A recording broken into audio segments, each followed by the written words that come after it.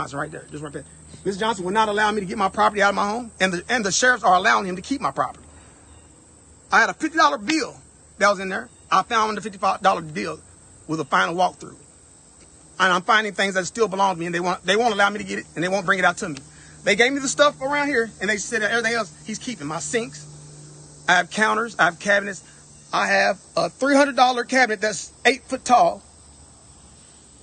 These things are denied me and kept from me. I have a brand new toilet that's maybe 6 months old. That's denied me. My property has been denied. He has his real property.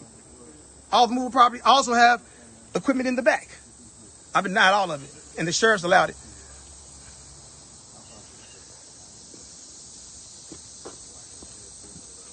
Will you please come? Is it still on?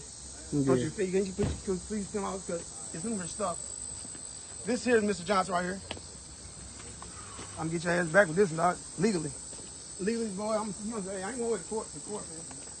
You violate my right this time. One more day. I swear I knew one of those ladies that work in court. I knew you knew. Why you fucking 100 years old? I knew you knew one of them motherfucking old ass ladies. So I knew you knew that. Shit. Louisville, look. I remember when Louisville was country. When you grew up here, that's when Louisville was country. I didn't live here. I lived other places. So I know you knew a lot of people. At 60 years old. I remember what Louisville was when you were 60. I remember I was a little boy. Louisville was a fucking a forest damn near. The great outdoors.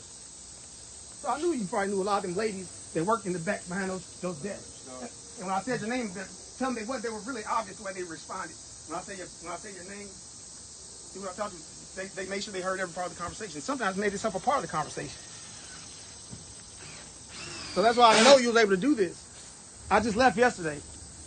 I just left from there yesterday. So I'm sure you was informed. Because you've been doing this a long time. You've been doing this a long time. That's why you're familiar with Mr. Jerry Higgins, probably Mr. Jim Higgins, Mr. James Higgins, all of them that are connected to the commissioner. Just like you know Mr. Forey. Mr. Forey has done work for you. His family goes to your church. Mr. Ford's family goes to your church. You was well aware of his breach of contract, so you actually volunteered to be a part of this criminal activity. You volunteered because you were well aware of it. Mr. Philip Johnson, what you know right now, you have no right to be boarding my home up. Whoever you have joining you, he has no right to be in my home or my property. I do not know this man. Sit back. I don't know this guy right here. I don't know this man. Excuse me, sir. I don't know this man right here. Sorry, sir.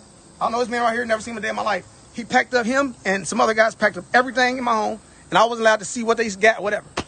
These guys, the sheriffs, they surrounded my house as if I was wanted for crime. They detained me without giving me any information aside from them being here because of me and Mr. Phillip, which is a civil matter. It's not a criminal matter. And it's not resolved until my motion for discretionary review. Thank you.